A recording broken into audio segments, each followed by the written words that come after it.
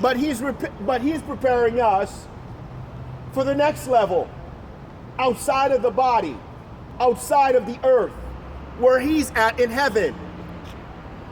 What does it say in Isaiah? Isaiah 66 says this: heaven is my throne. Let me find it for you.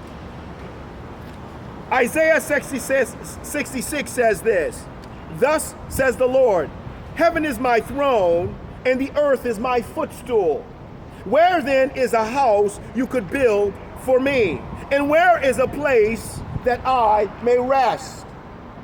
The only people that had that in mind to build a house for the Lord was Israel. And we see that in the Old Testament. Solomon built him a house in the book of Kings.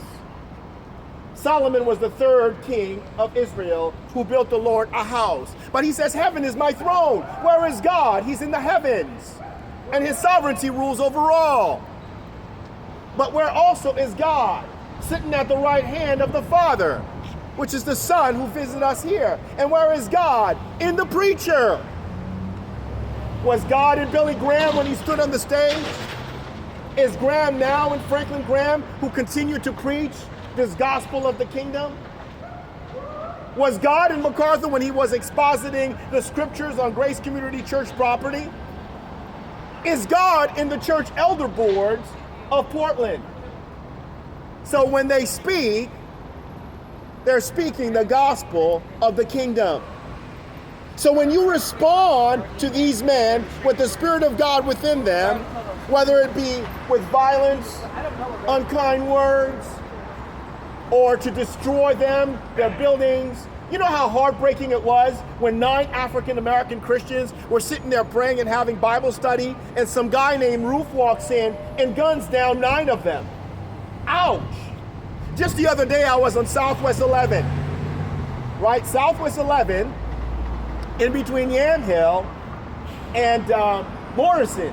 And I put out a sign, and the sign says that you are invited. Christians are invited to pray, to Bible study. They're invited for worship. They're invited to give. And they're invited to join me as a member of this new community that I'm trying to start of Christians. And I've been doing it for 2 states for the last 23 years. The church will not respond. There is fear in the church. Or is it there's a lack of faith in the church? All the time I was there, I was being molested and persecuted. The church is not going to be attracted to a persecuted pastor. The church is not going to be attracted to a man who's being beaten and molested and raped and cut and pierced. When Jesus was arrested in the Garden of Gethsemane, the disciples ran for cover. Peter pulled out a knife and he chopped off the ear of Malchus, right? He pulls out a knife, probably something bigger than this, and he cuts off the ear of Malchus, one of the probably centurions, or the servant of a centurion, right? And Jesus took the ear and pierced and healed it and put it back, and he says, those who live by the sword will die by the sword. We don't need it, Peter. I came for this hour, and I must fulfill everything that God has in store for me to fulfill. But when they see that, guess what the church doesn't want, unbelievers? They don't want to join me in suffering for the gospel. They don't want to pray with me. They don't want to worship with me. They don't want to study the Bible with me because they don't want to go through what I'm going through. They don't want the pain that's in the flesh.